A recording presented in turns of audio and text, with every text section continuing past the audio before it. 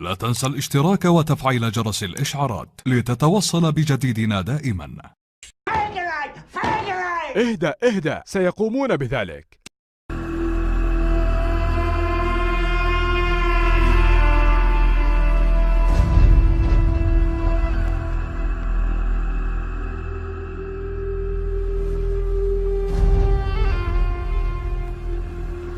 The Prophet alayhi salatu wasalam is talking with his companion Muaz ibn Jabal radiyallahu ta'ala anhu. And the hadith is recorded in the Sunan of Abi Dawood. And he says, sallallahu ta'ala alayhi wa sallam, Umran Bayt al-Maqdis kharabu Yathrib.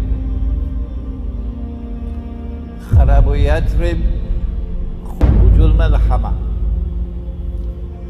خروج الملحمة فتح القسطنطينية.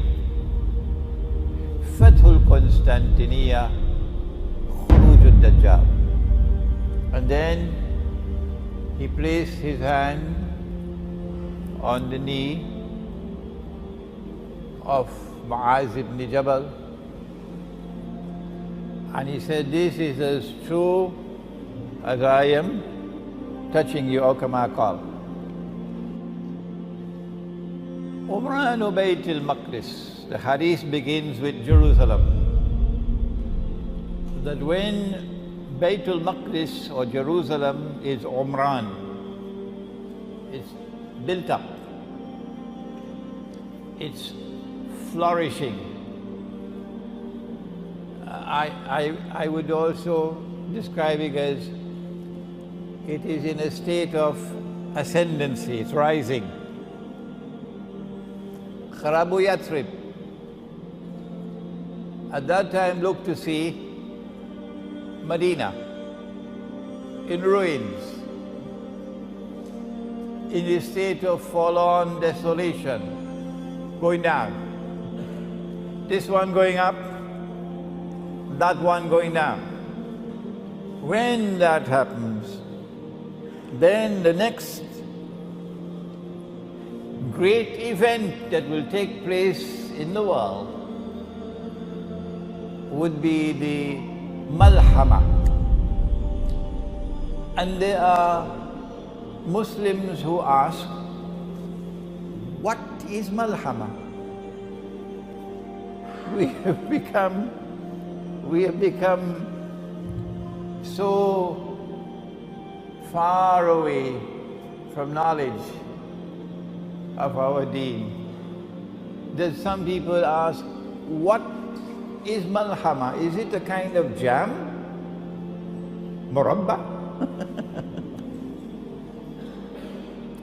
Malhama is what the Christians refer to as Armageddon. The great war, the big war, the war of all wars. One of the major signs of the last day, and you know that there are 10, the companions of the Prophet ﷺ were sitting talking amongst themselves, hadith of Sahih Muslim, when he came and he asked, what are you talking about? And they said, we are talking about alamatu sa'a, the signs of the last day, of the end time. And then he said, as only a prophet could say, the last day would not come until, and then he mentioned 10 signs. These have come to be known as the major signs. Number 4, dukhan, smoke. And the Quran says that one day it's going to be plainly visible in the sky. So of these 10, I want to turn to the smoke. A nuclear war would be one in which nuclear powers will use every single nuclear weapon that they possibly can use. Because it's going to be a fight to the finish. And so the world can now expect that if a nuclear war were to take place, excuse me, too late now to say if, rather it should be when the nuclear war takes place. The only ones who don't know that the nuclear war is coming are those, you know, Roti Canai, Tetari people. When the nuclear war takes place, because they've already declared war on Russia. If you're living in France and Britain and in Western Europe, and if you don't know that your leaders have declared war on Russia, and the nuclear war is now inevitable, and when that nuclear war takes place, that thousands of nuclear weapons will explode. If you don't know that, then you are living in dreamland. And if you hope to survive in Western Europe, you're also living in dreamland. That's the price you pay for having Zionist rulers ruling over you. That's the price. I hope you're listening to me, Europe. I hope you're listening to me in Europe. And I hope you're listening to me in the United States and Canada. That is the price that you will pay for having those ruling over you, who are ruling on behalf of the Zionists. Who are Zionists?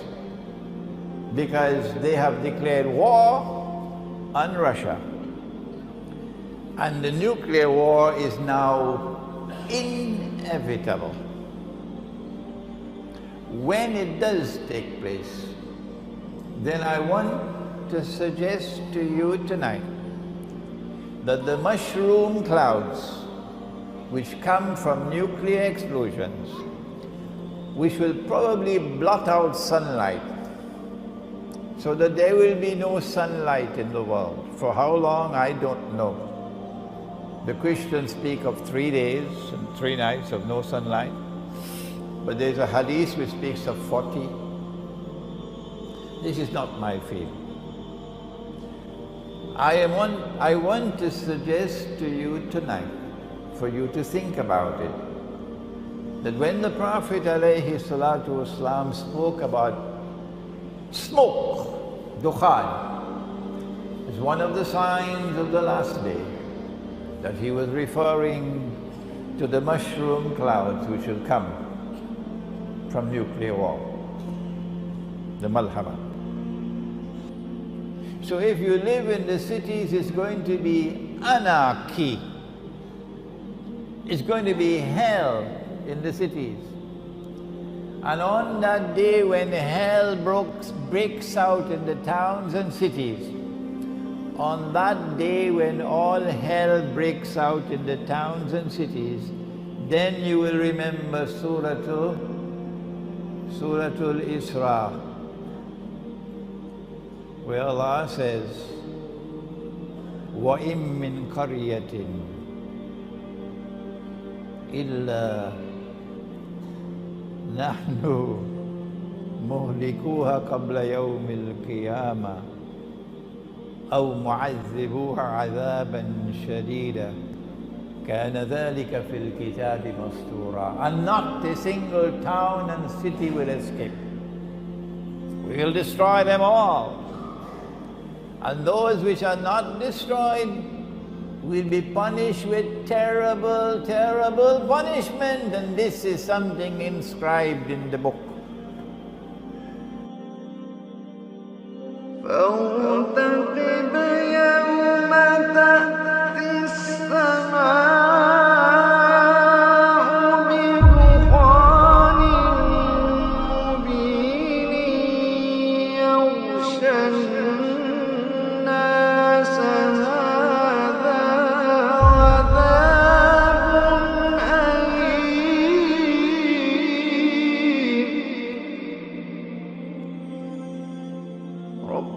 فنكشف عنا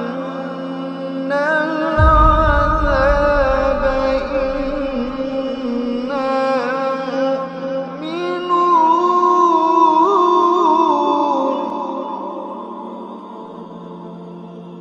ما رأيك في هذا التفسير؟ فهل أنتم مع التفسير الأول أم الثاني؟ انتظروا رأيكم. لايك هو أقوى دعم يمكنك تقديمه لنا، لا تبخل علينا به.